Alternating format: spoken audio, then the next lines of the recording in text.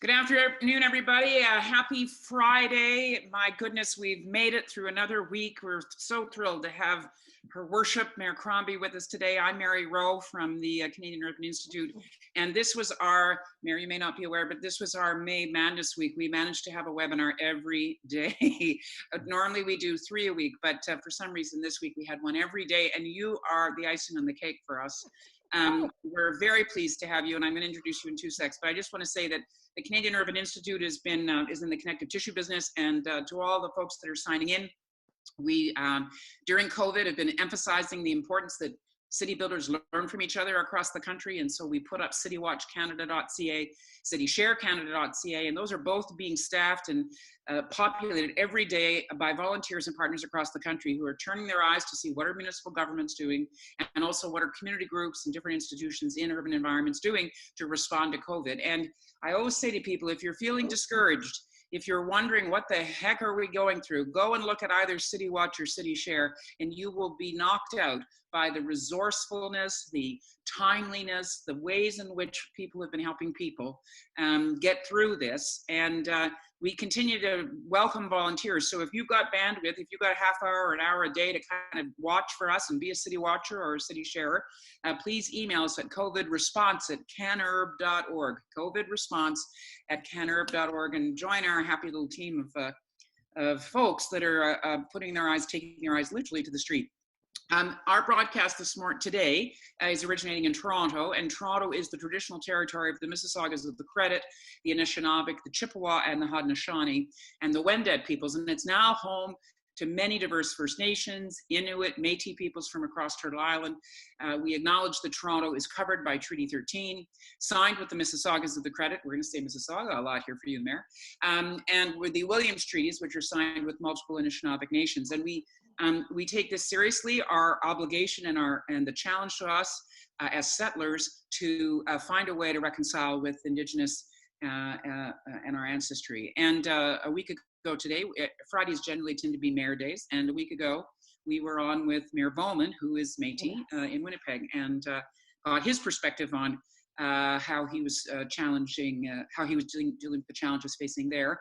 The week before that, we had Mayor Savage, and he was in the midst of dealing with more than one challenge. He had only just earlier that week coped with that horrible violent eruption that had taken so many lives in Halifax, in Nova Scotia. So on top of COVID, he was dealing with that. So we are very excited to have Mayor Crombie with us, the Mayor of Mississauga. She's going to talk to us all about what's going on there. I always say to people that the conversation begins here on these webinars, so please join us in the chat function.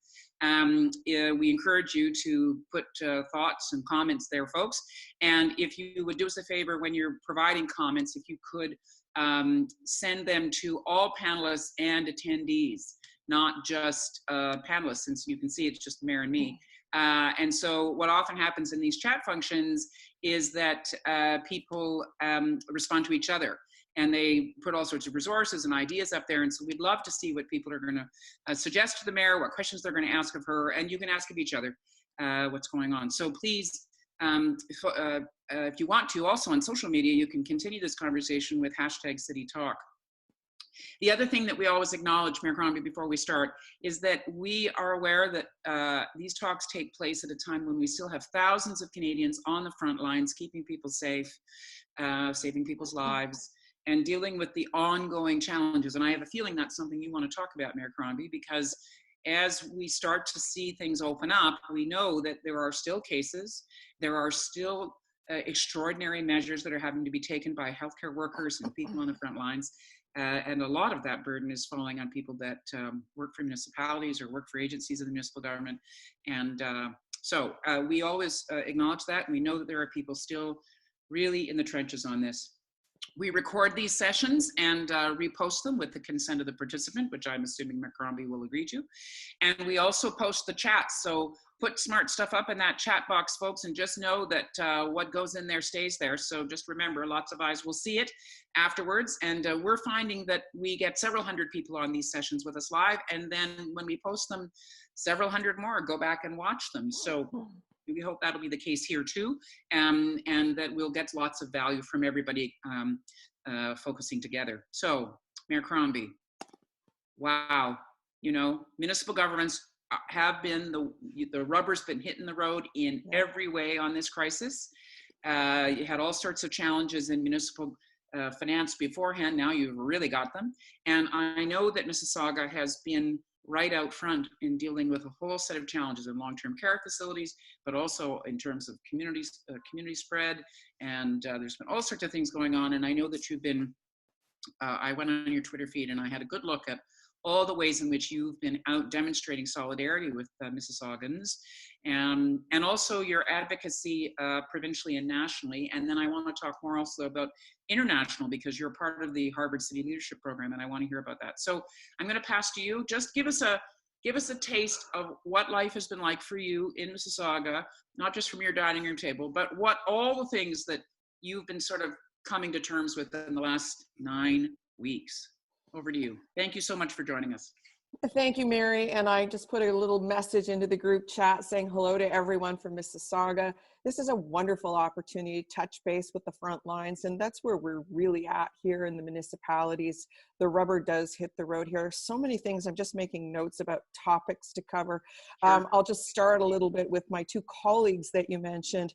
In fact, both of them, Brian Bowman from Winnipeg, and I were part of that cohort last summer that were invited. And you have to be invited to apply and then explain why you're the right candidate and then get accepted or not to the City Leadership Initiative, the Michael Bloomberg School. And Mike Savage, of course, and I are dear friends, and we were colleagues in the House of Commons in a previous life. And Right. he celebrated his big milestone birthday. He did. Yes, We actually share a birthday. He and Is I that right? Oh, well, then happy birthday to you as well. He and I are both May 13 babies, but I did remind him I'm 1 year older than he is. So my big one was last year. But I know that I'm glad you were in contact with him this week. Good. I sent him a tweet, and actually I did a video birthday greeting to him, but we both all, that's what we do. That's how we communicate. Sure.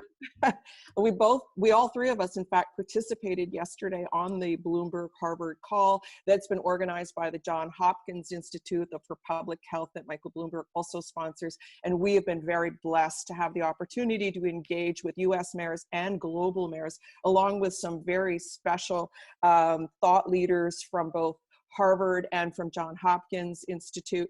And then we always have special guests. And I got to share with you, yesterday was Joe Biden. And how exciting was that? And we've had Larry Hogan, we've had Nancy Pelosi, we've had Bill Gates, and the first one kicked off with Barack Obama.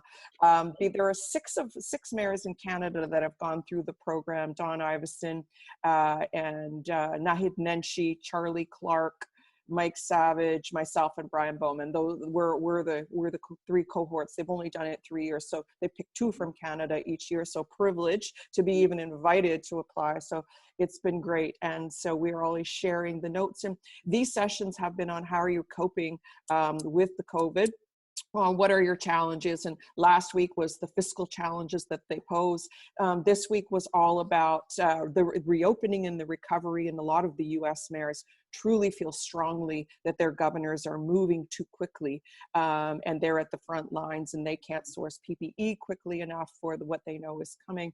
And how do we cope with that? And how has it impacted the different communities in the cities that you serve? The different demographics seem to be hit differently, and that makes sense from a socio economic point of view, because if you have better access to better health care and you're able, when you think about if you're able to self-isolate and work from home, whereas if you're a blue-collar worker may not have access to good health care, you may be impacted by the virus and has much more significant impact on you. So we talked a lot about the recovery and the timing and different coping mechanisms that mayors can use. They give us techniques, and anyways, they help us deal with the crises and the techniques that we're using and how to analyze it and how to rely on evidence. I know Michael Bloomberg has a favorite saying. It's in God we trust, everyone else bring facts and evidence.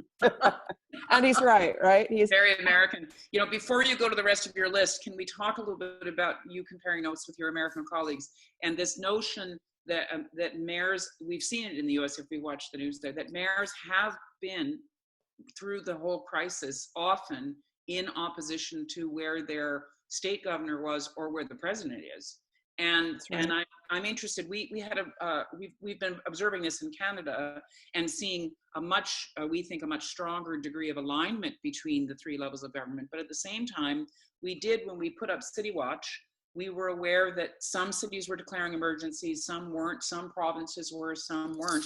And how have you navigated that jurisdictional challenge? And I know that you're now passionately arguing that the reopening timeframe for the province can't be the same across the whole province. So how have you navigated that jurisdictional thing through the whole So thing? we've seen their example, and I will say that I have a lot of respect, huge crush on Andrew Cuomo right now, who seems to have got it right. Am I not right? Very effective communicator. Let's start.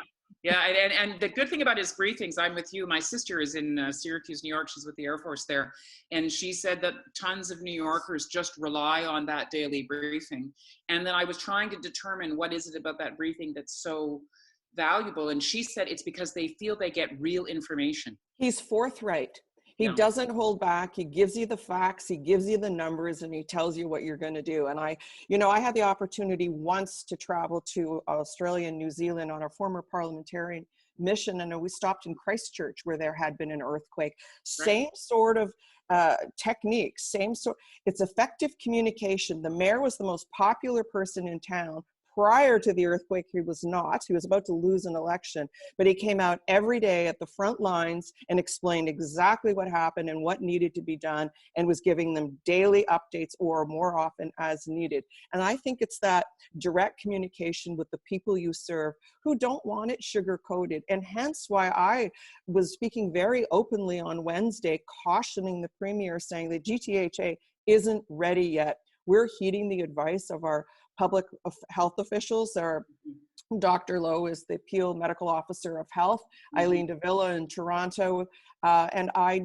don't understand how they are not in synchrony with Dr. Williams in Ontario, because the numbers in the GTHA aren't there yet. And the way I described it to the Premier and to the MPPs, I in fact just got off a call just like this one, a WebEx briefing for my MPPs. There are 6 of them in Mississauga.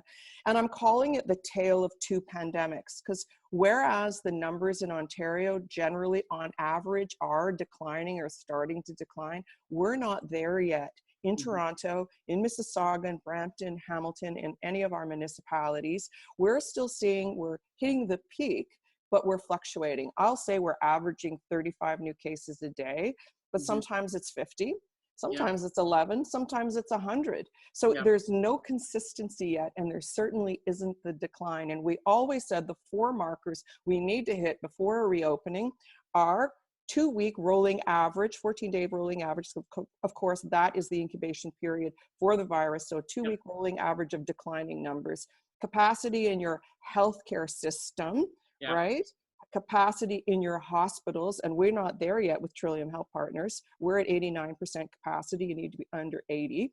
And the ability to track and trace down the chain of the virus, who you came into contact with. It's contact tracing.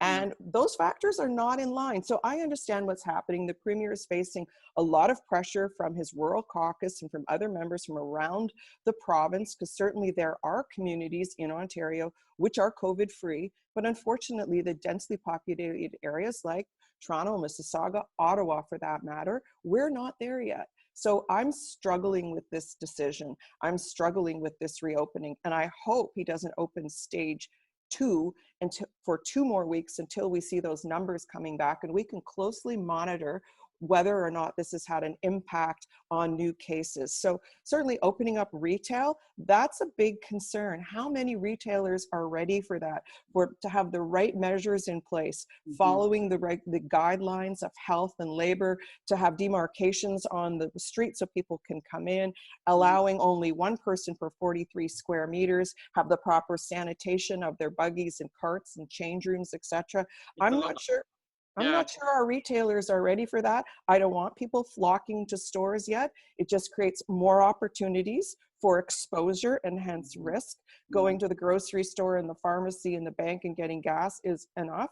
So I would have been a lot more comfortable if we didn't begin this process of opening things up, you know, until we saw a steady decline in numbers. There is a lot of confusion right now, because certainly the Premier has said, so low impact sports can reopen, tennis, ping pong, pickleball, all great, except a lot of those in our city facilities, which are closed. Which are right? closed. Open up sports fields. Well, a lot of those are city facilities, and we've still closed them. City facilities are closed. You know, our parks remained open, but the parking lots and the facilities are closed. He said to open up track and field tracks. Yeah, track and field tracks. That's right. The private ones, private clubs, sure.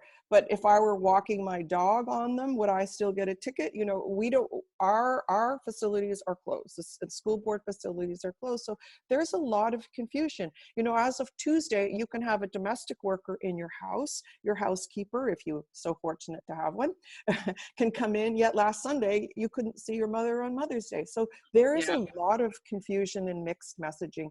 I think we're a little ahead of the curve. And, you know, I'm going to tell you, I had the opportunity to speak to the Premier and tell him that one-on-one. I had the opportunity to speak to Minister Clark on Monday. I said the same thing. I said it at my press conference on Wednesday.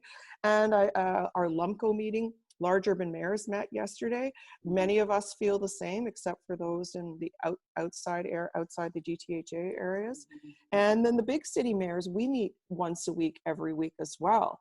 And we're in sync because we're the big city mayor, so we represent the urban areas. Across the country. Yes, in every province across the country. And we've been fortunate to have had the ear of the Deputy Prime Minister, Chrystia Freeland, who really understands our issues and the fiscal impact that this virus has had on cities. And if you want to talk about that a little bit too, because that's a huge issue. They've forgotten about cities, and we're here to remind them. They've been given, you know, individuals, certainly funding and what should we call it? Support relief, financial relief, small and large businesses, business continuity funding, operating revenue.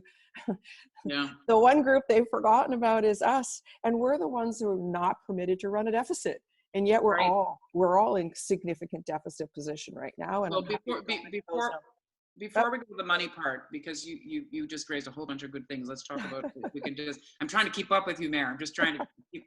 So if we go back to this idea of jurisdiction, Mayor Bowman said last week that the reopening schedule for Manitoba, he heard about it on a Friday and didn't have any advance notice and had to have his staff work all weekend trying to figure out how the heck they were going to do it. So I think this is, as you suggest, these are illustrating these little jurisdictional glitches that we have. Even if you think at the very beginning of this crisis, municipal shelters, municipal facilities, all those decisions you guys had to make on the fly. And they were often provincial decisions, or even in some cases, federal decisions. And all of a sudden you got to figure it out, right? That we implement, right? That you implement. They make the pronouncement and we have to execute them. And so certainly we heard that there would be phase one, a slight reopening happening, but I do understand that there are, I think that it's been modified because many of us pushed back and said, look, we're just not ready. And we know that the script for the Premier changed a number of times.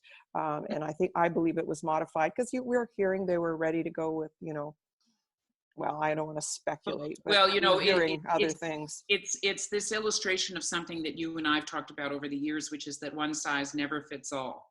That's exactly how I positioned it. This can't be a one-size-fits-all scenario. And we look at what the experience was in Alberta, and Calgary was given a regional approach. Same in Quebec, and Montreal was allowed a regional approach. And I said, look, GTHA, we're not ready. Give us that same regional approach. New York City had it in New York as well.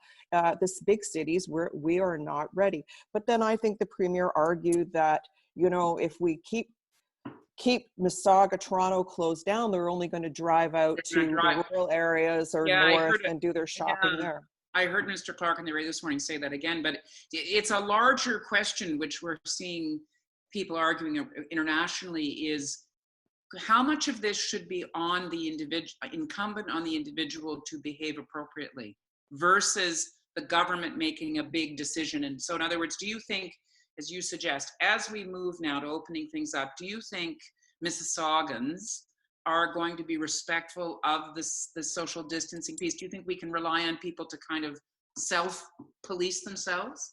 So I think initially there was some resistance, and now that we're into week 8, we have had a lot of compliance. I've noticed that I've only seen a handful of bylaw offenses this week. 3, Yeah. in fact. 2 of them were for non-essential businesses that should not have been open, and one was a PPE littering ticket. And honestly, that's the one that I find the most outrageous, that people come out of a grocery store, a big box store, take off their map, take off their gloves, and throw them on the ground in the parking lot. I mean, people, this is littering in the best case, but that could be a health hazard, for goodness sakes. So the question I'm asked by reporters is, so if you are adamantly opposed to this reopening, what authority do you have to prevent it? If you're telling the premier, no, it's too soon for retail, even if they have street access, they're doing curbside pickup and delivery, what authority do you have to stop it? If you don't want tennis courts to open yet, you've kept your recreational facilities closed, what authority do you have? And the answer is, I don't, even if I have emergency powers. Which is weird. Exactly. It's part of the dilemma we have generally with the way Canadian cities are organized, is that, you know, the provincial government, the senior levels can make some decisions that have extraordinary impact. Now, my public health official, since this is a public health crisis, has more sweeping powers. So Lawrence Lowe is the Peel Public Officer of Health. He could come in and say, no, we don't agree, we're going to keep retail closed. But then again, so much mixed messaging, right? You almost can't. Once the premier has declared that curbside retail with free storefront street side access is open, it's open. Even if we decide in Peel that it should be closed. So, you know, we're just behind the scenes lobbying, advocating, saying we're not ready, look at our numbers, please. And that's a better part of my briefing with my members of provincial parliament an hour ago, was walking them through the numbers, particularly in long-term care facilities, what's going on there. We have outbreak in 12 of our facilities. Let me just share with you. Yeah, 12 of our facilities. We have 430 cases that are active COVID, and we have had 110 deaths just in long-term care facilities. Do you know what the percentage of your deaths has been in long-term care versus the overall? Yes. Roughly? Yes. I believe it's, if I've got the right number here, 2.6%. I'll just check because probably my staff are on this call and my thing's been cut off. I mean, we are. No, it's got to be higher than that, quite frankly. It has to be higher than that because, no, it has to be. 60% probably. Right? Yeah, you're right. Hang on. That was the percent of deaths increase over yesterday. So you're quite right. So we've had 106 deaths. In long-term care, we've had 162 deaths. So that's just about 2/3, right? 2/3, 3/4 of our deaths have been in long-term care facilities. Yeah, that makes much more sense. Do you have, I mean, this is a very, very sad, profound challenge we've got, that obviously long-term care facilities, the way that we've seen them organize and evolve over time, has not been safe.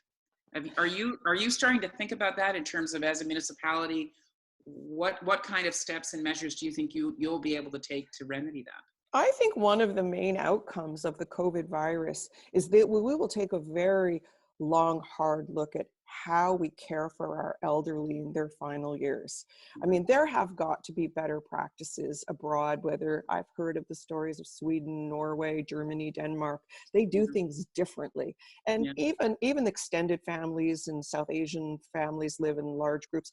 It's, you know, the two homes, in fact, where we see the most dire of circumstances facing the most deaths is the old style model of 4 individuals to a ward room, the ward rooms. And, you know, maybe they're cost effective for the government to operate and for families to institutionalize their seniors, their elderly, and their parents. But certainly if there's any kind of illness that's airborne, that will be quickly passed on to everyone there. And that's exactly what we have seen. We, you know, in Camilla Care, for instance, and anyone who's in Toronto would have seen the front page of the Toronto Star yesterday, which had 48 little crosses on it with the names of the 48 people who had passed so tragically. And my heart goes out to them. I mean, I shed a tear when I saw that. I knew it was happening on Saturday. I've been in regular contact with the home, but the reality is when you have 4 people in a room separated by a curtain,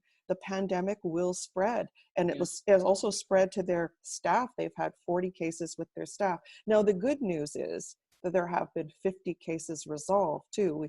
While we've had 57 passings in that home, we've had 50 cases resolved out of the 180 active now. So, you know, but I think the takeaway is, how are we going to do this going forward, folks? Because the old model didn't work and doesn't work. It's broken, and we can't care for our elderly in this way anymore.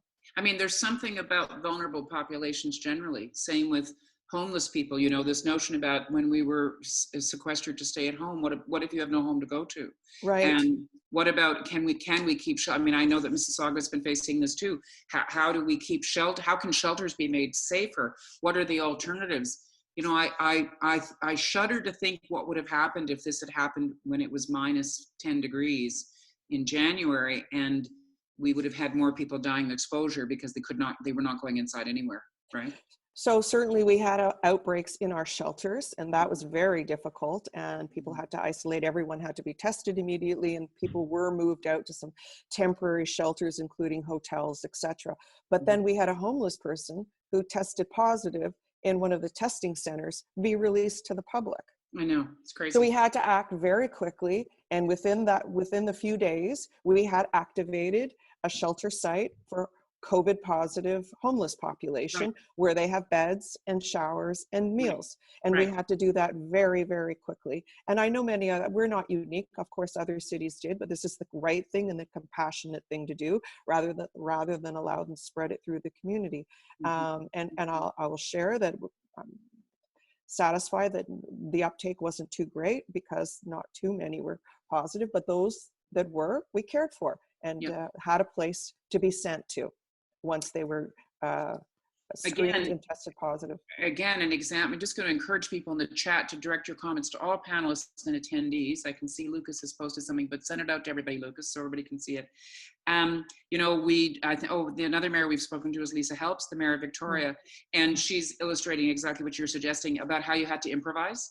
They had the same challenge with where their shelter was, but also where their safe injection sites, their safe consumption sites were. They realized that they were being compromised, so they moved them into parks, basically, so they could still provide the same safe service, but in parks. And this is the kind of on the ground thinking that you've had to do. And so let's talk a bit about the money situation. Let me just put one more comment on that is that we've had to provide shower facilities as well. We've closed all our rec centers, and I'll be perfectly frank, many homeless people use community centers as a place to go and freshen up and take showers, brush their teeth, etc. And we've closed ours. So we did relocate shower facilities in the south of the city by the lakefront, and also centrally where there's another large homeless population right in our downtown.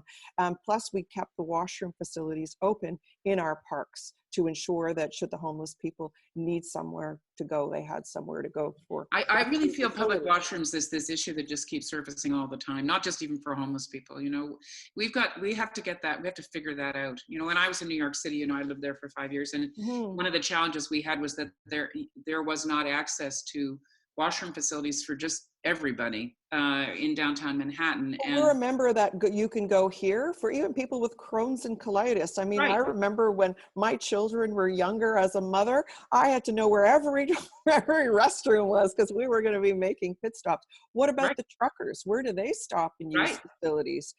You know, many of the restaurants are closed. So can we talk before we go to the big topic of money, which I know is one of your favorites? Yes, it is. let's talk about density for a sec. We had Jay Pitter on a session who said she's coined the term forgotten densities.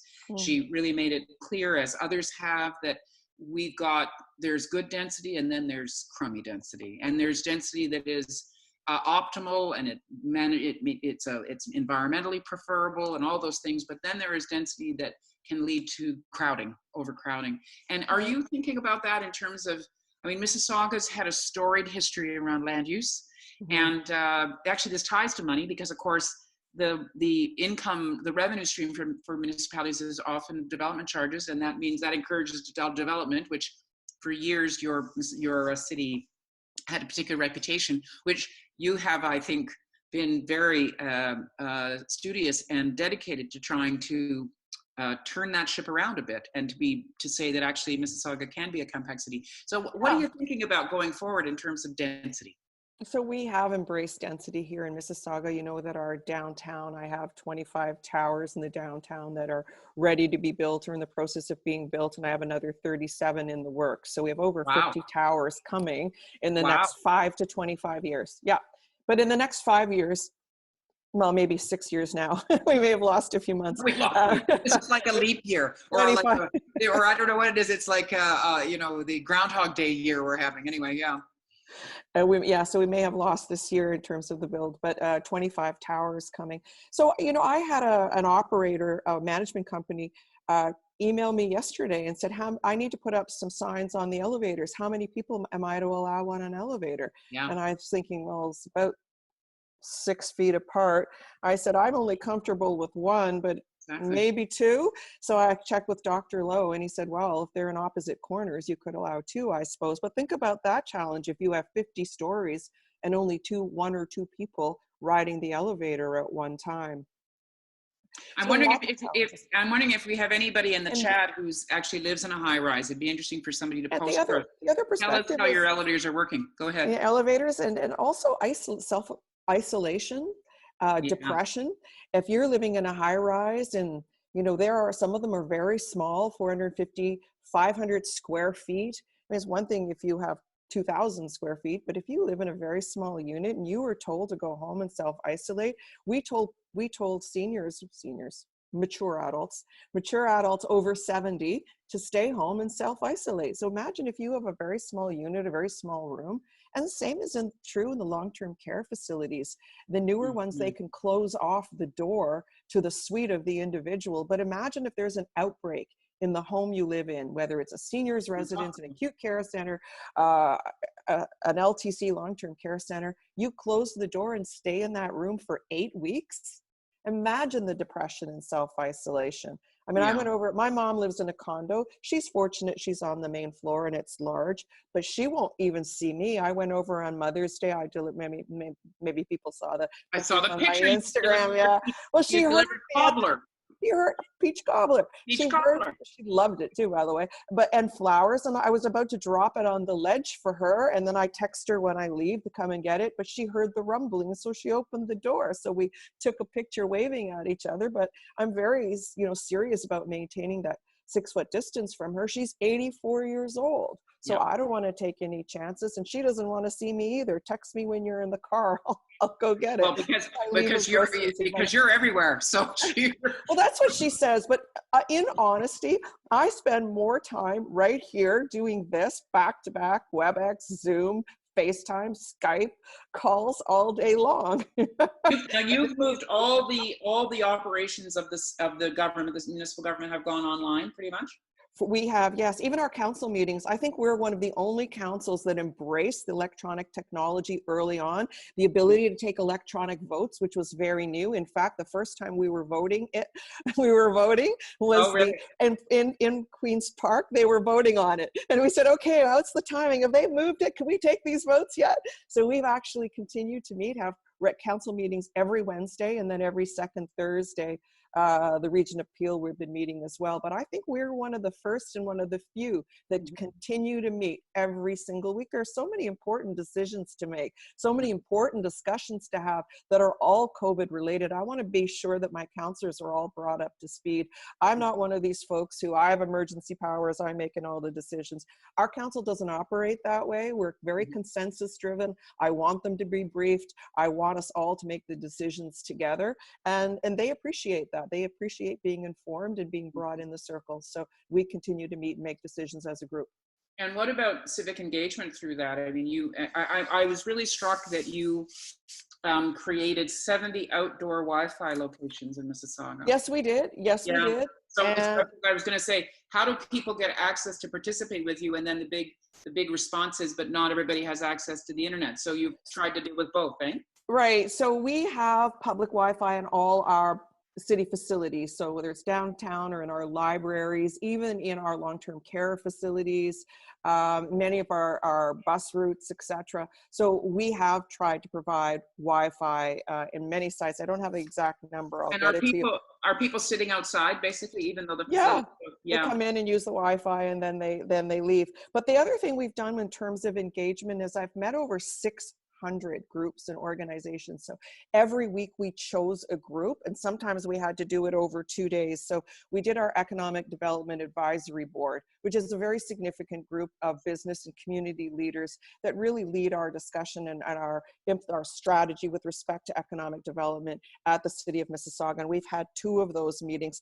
33 groups, 2 members. We've met with 51 seniors organizations on one WebEx call as well, 40 resident associations groups on one WebEx call. We try to do them one each week. You're doing Outreach, you have to. And we're right here, right now, just like this, on a WebEx call. I give the briefing, this is where we're at in our city, this is what we've done, we've deferred your taxes, we've deferred all late payments, I've listed all the things we've done as a council. Tell us, how have you and your group been impacted by COVID? What more could the city or other levels of government do for you? And then I give them 2-3 minutes each to respond. So sometimes these 1-hour calls become 3-hour calls. We've dealt with all the sports groups, the arts and culture groups, religious groups. So the multi-faith groups were so large, I had to break them into 2, the tourism board, etc. So I explained what exactly we've done with respect to free transit. Most municipalities have offered free transit. We're bleeding $7.5 million a month as a result. We're going to talk about the money in a second. We've loosened parking restrictions, and we deferred property taxes and deferred remittance to the municipal accommodations tax. We've done a lot, and that's so we've met these groups each and every week. So I have feedback and consulted over 600 groups over the 8 weeks. And literally each week we reach out to a group and a couple of them. Do you think, Mayor Crombie, we're getting more engagement now? Because I think so. when you had to show up to a meeting. I don't know. What do you think? No, I think you absolutely do. I think there are more people engaged, more involved. They want to hear, they want to learn. The other thing I've done is teletown halls.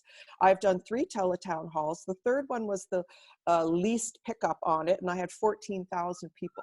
But the first 2, I had 25,000 people, either online or on the call, and all lining up to ask questions. So what we did with the questions, we grouped them in buckets, and each took them, whether I took them or the Dr. Lowe, the public health officer, or I had the police chief, the chief of paramedics, I had our building people, I had everyone on the line available to answer the questions. So we've done them 3 times. I've done voice drops. Everyone hates voice drops.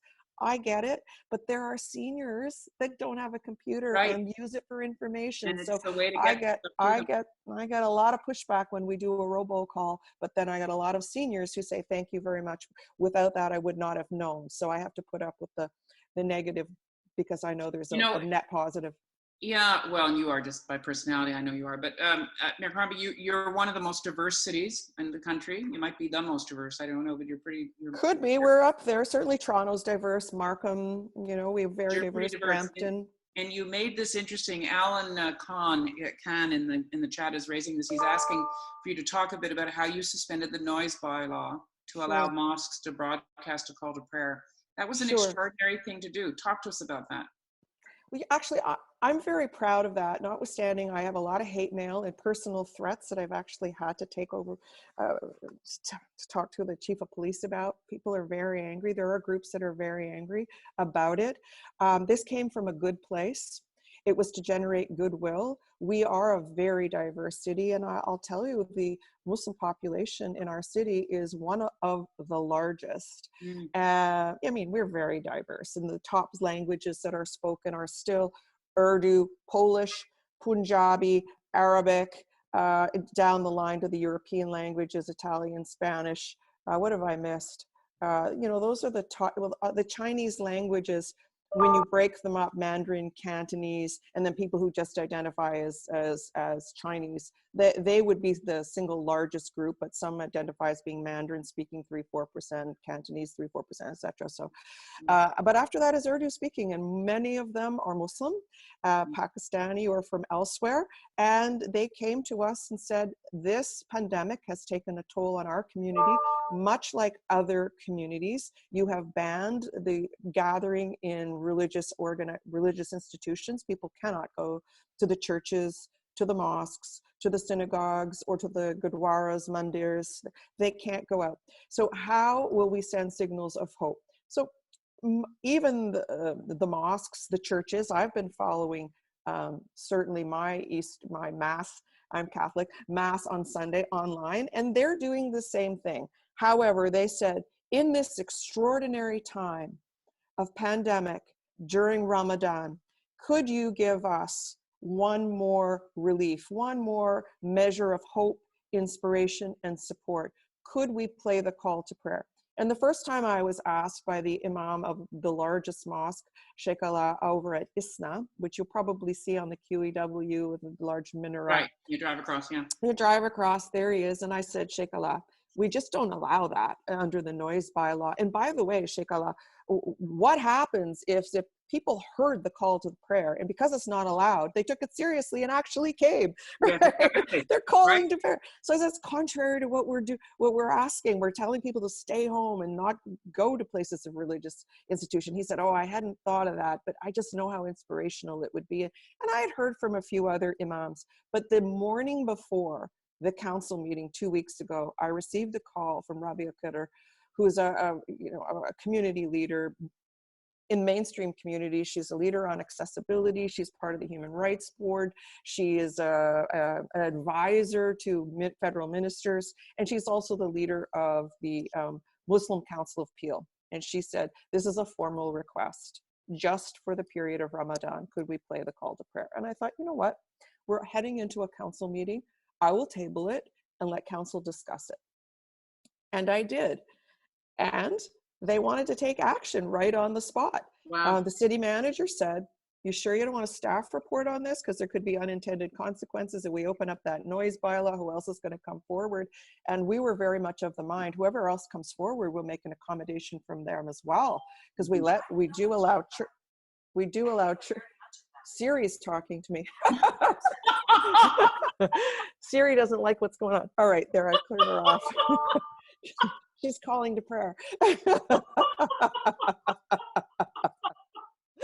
Anyway, so, we've always allowed church bells to ring. It's not a problem. So we thought, right on the spot, the staff crafted out a very concise motion that said, for a limited period of time, because of the COVID crisis, we will allow the call to prayer one time per day during the evening prayer. So it's about 8:15 to 8:45, that time frame, and only until May 24th.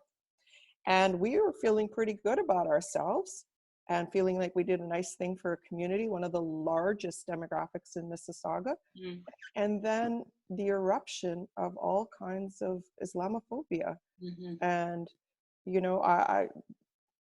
the kinds of comments, I'm sure you've seen them. Many groups took offense that we did it for one group and not another, and we very much would have entertained any request that would have come, a reasonable request from any group, request for a limited time of any group. We did this for hope and inspiration and support, and to think of it in any other negative way that we were favoring one group, giving preference to one group, breaking people's human rights, and the reality was we were also very acutely aware that all the mosques but one or two were absolutely in industrial areas, and no residences would have heard them anyways. Would hear them, and I knew that, and I actually asked bylaw to just go out to the larger mosques, be sure people actually aren't gathering for prayer in the parking lots, be sure of that. and measure the decibel level, make sure that, you know, this is people, we aren't going to receive noise complaints. And I will tell you, to date, we have not had one noise complaint. One of the calls I received was about, well, when this starts happening, you know, I'll be calling in complaining every day. I won't be able to sleep, and that's not fair. You're imposing someone else's religion on me. It's not my faith, not my belief. And I said, madam, this started 2 weeks ago. So, Yeah, really. you know, it came from a good place, and there was a lot of pushback and a lot of hate mail. All of us receive it and continue to. But you have to hold your ground. Sometimes you make a controversial decision. I didn't realize it would be controversial because it came from a good place in my heart that I was trying to help people. I mean, I'm a Catholic, I'm a Christian. I love the sound of church bells. I will share with you that I also am aware that the different Gurdwaras broadcast their prayers, and they do have people come. I don't want to get anyone in trouble. I'm aware of this, but it's during the pandemic. People go out and listen to it from their cars in the parking lots. I'm also helped an Orthodox church, which is they're very fundamental, and they're very strongly believe they need to have communion each week. And working with Dr. Lowe, Peel Medical Officer of Health, we have found a way for them to distribute communion through the same sort of pickup and delivery service that restaurants offer, you know. Drive-through. Drive-through. The priest is there doing the blessing, and they roll down the window and hand them the package, and it's worked. So we've made accommodations for other religions. I think that there's been an extreme overreaction in this case to this one exemption that we've made. And I'll tell you, it's finite. So on the 24th, it stops. What date is today? We're almost 15, there. 9 days. Yeah. Well, I think, 9 days. Mayor, I think that the symbolic importance of what you did there by signaling that diversity is not it's just important to us, to everybody. Yeah. You know, we are Judeo-Christian heritage. I certainly Catholic.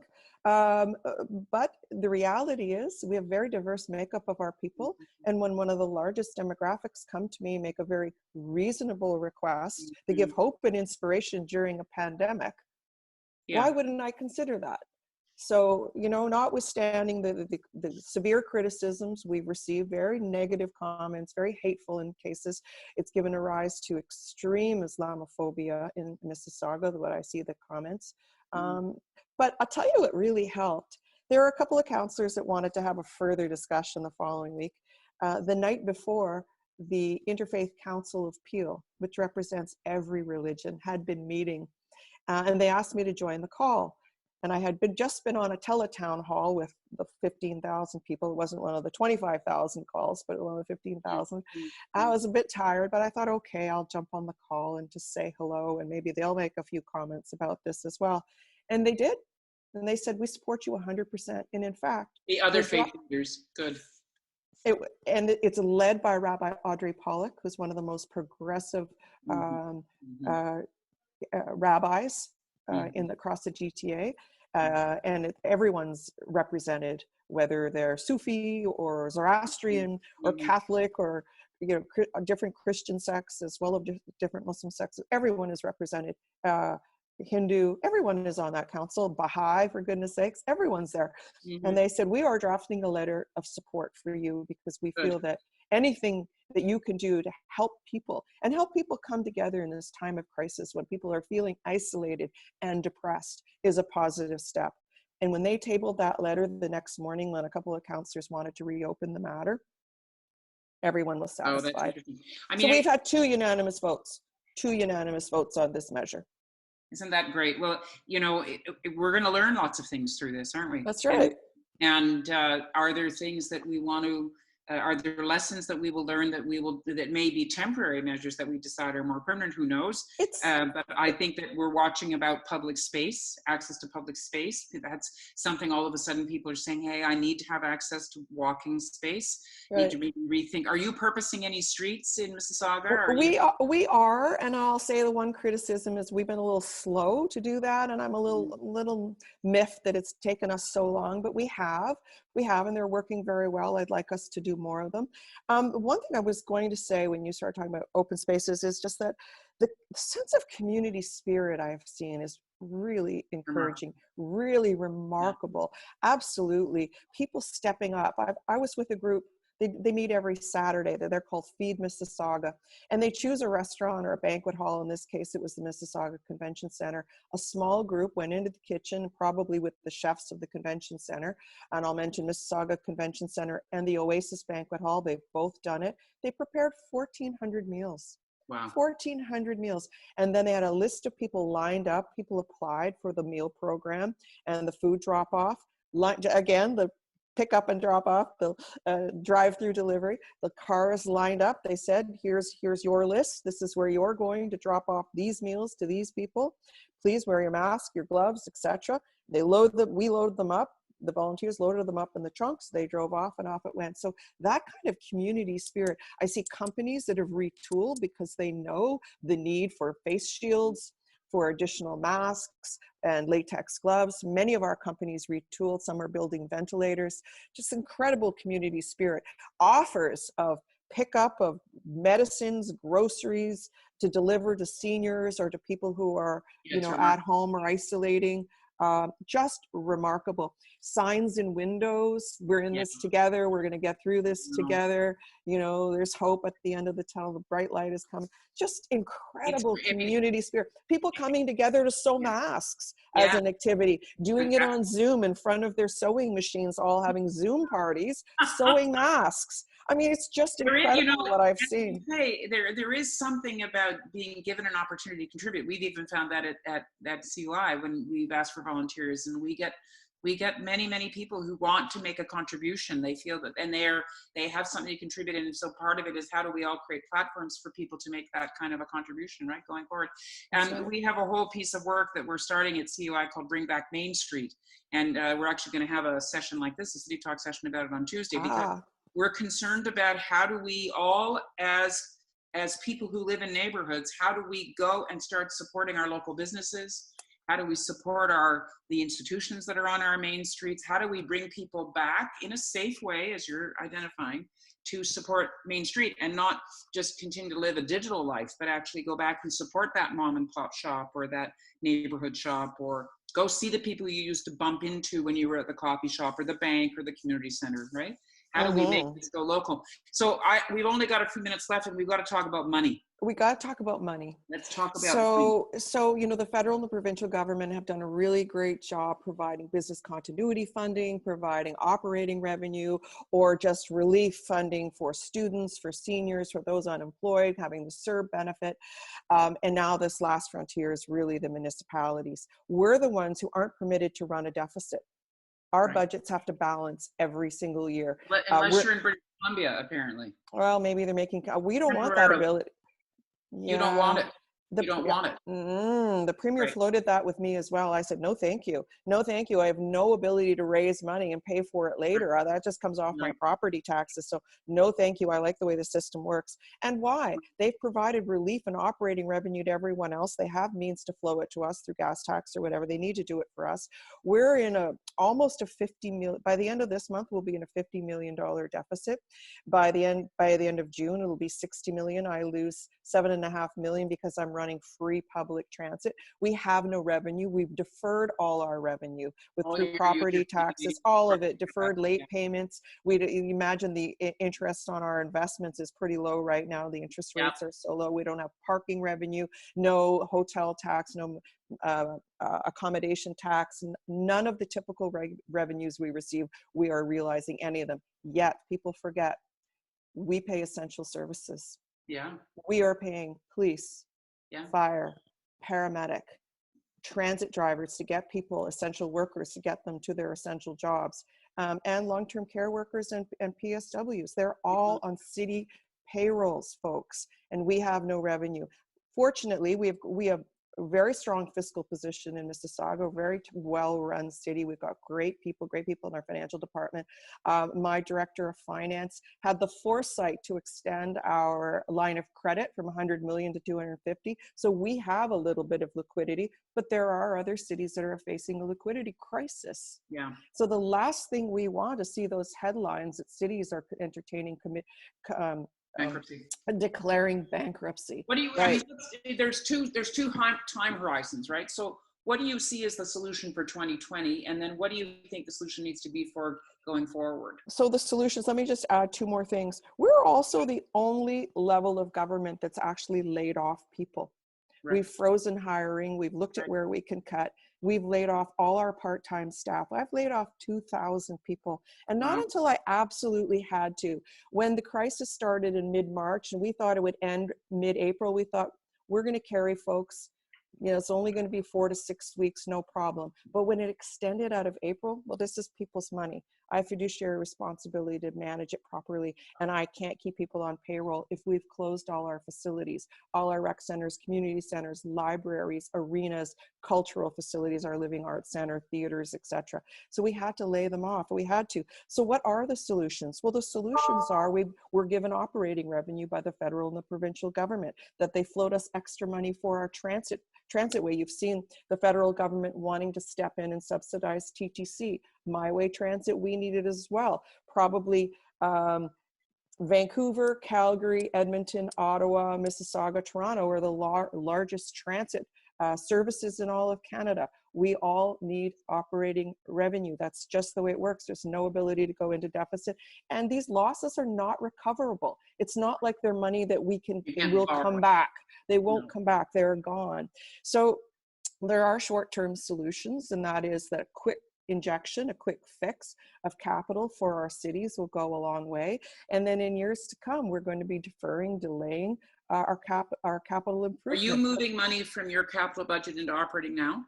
You're really restricted, and we have very sizable reserves, and those are very restricted on what they can be used for as well. Yeah. So everything is very restricted. I mean, where we can, we will, but largely we'll be eliminating programs and services. And the other thing I've been thinking about as well is our transit's one of our biggest cost centers and one of our biggest losses right now. Yet moving forward, when we are able to initiate fair revenue, a fare at the box again, to charge for our public transit, it's going to cost us twice as much to ferry, to transport half as many people. Because we're going to have to reconfigure the buses to ensure that there's proper safe distancing. And then of course, you're going to have to ensure people wearing a mask, keep them safe from, we already protect the driver. We've gated off 6 feet behind the driver, and we've put up plexiglass shields to protect the drivers. So, and that will work well. So when we're charging fares again, people can just tap or deposit and not be near the driver. And so, but think about it. Think about it. We'll be spending twice as much to transport half as many people.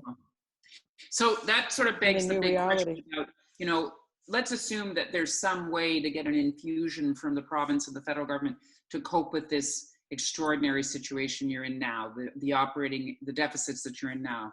And they can borrow money more cheaply than you can, etc. You can't borrow it, they can. So let's, assuming that, and they can get you out of the hole for 2020. Do you think now's the time for maybe a big systemic structural change in terms of how we finance our cities? Well, as you and I know, this is something we've been calling for a long period of time. Much before I was mayor, Hazel McCallion was mayor. She was calling for different revenue streams.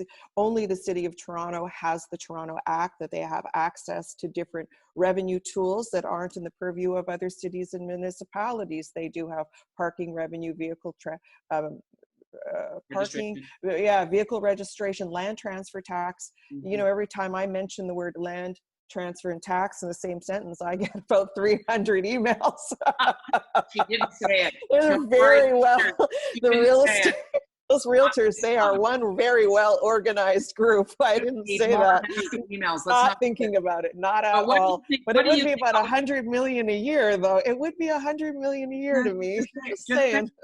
Just saying. But what do you think ultimately? I mean, is it time to really think? What about a municipal income tax? What about some other kind of growth taxes? What do you think? What about a share of income? What about a share of income tax? And when you see the European cities, I had the opportunity to go to Sweden last year and then Copenhagen, and we asked how they're able to afford all the amazing infrastructure they're building. And they said, well, of course, first of all, the crown owns the land. Right.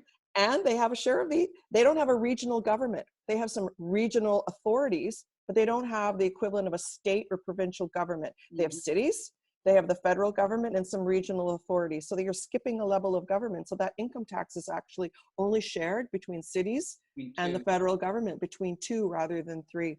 So it does make life a lot easier when you see what they're able to achieve. It's remarkable versus what we can. Sorry? I don't think that you just suggested that maybe Canada eliminate the provinces. I don't think that's what you said. Just talk about examples abroad and how it works for some. But you know, Mayor Crombie, I know I speak for all of us that are watching cities across the country, that we can learn so much from municipal leaders like you, and that you're also trying things. You're adjusting to the particular challenges that your community is presenting to you. And part of what CUI is trying to make the case for is that Edmonton learns a lot from Mississauga, that learns a lot from Kamloops, that learns a lot from Antigonish, and that this is how Canada is a predominantly urban country now. And we need to find ways to accelerate how we learn from each other, right? Well, and the mayors do speak. We do collaborate, and we do talk to each other. We're all on kind of, WhatsApp messenger groups, etc. Yeah. We have each other on speed dial. We have those big city mayor meetings just about once a week on a Thursday. LUMCO mayors, or large urban mayors of Ontario, are meeting a little more regularly. It was every second or third week. Now we're meeting a little more regularly. Most of us know each other because of the meetings we've had to attend. And I'm quick to, Brian Bowman and I, as you mentioned, from Winnipeg, he and I did the Bloomberg program together, so I call him up all the time. Mayor Nenshi, Mayor Ivison, I text with them all the time. What are you doing in Calgary? What are you doing in Edmonton? How does it differ? Do you think there's a moment here for Canadian cities to kind of lead the way after COVID? Can we be models can other mayors learn from you guys? Oh, I think, well, I hope so. I mean, I think we are leaders. I think we do try to speak out, but often our voices are muffed by the federal agenda and the amount of media that's attracted to really the political parties, right? The partisan politics, the federal leaders, the provincial leaders, and we do get drowned out, but we do have a voice. We have a very strong voice. And what we learned as municipal leaders is that when we act in unity and in unison, we have a much stronger voice. So when we're united and we come together and talk about common themes that impact each of our municipalities, like our infrastructure funding, our transit funding, affordable housing, green infrastructure, etc. When we talk about those common themes and do it with one voice, we have the most impact on all levels of government. Well, on that note, that's what the Canadian Urban is all about, is about unifying all of us around the future of urban Canada. So Mayor Crombie, thank you very much for talking to us for such a generous amount of time the last hour. We wish you well. We hope you get more peach cobbler to your mother. And we hope the next time we speak, of course, we'll be in a different phase of this new normal, and I look forward to that. And I want to thank all our listeners for joining in. This will get posted. While Mayor Crombie and I have been speaking, you've probably received an email telling you what's on for next week.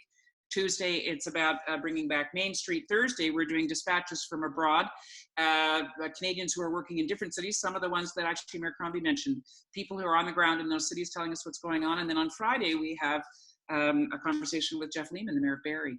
So he's awesome. Love Jeff. He is awesome. Have a great conversation. Mayor Crombie, thank you again for joining us. Happy long weekend. Thank you. One day is the same as the other, but okay. I know. Happy new normal long weekend. Thanks again. Bye-bye. Bye-bye.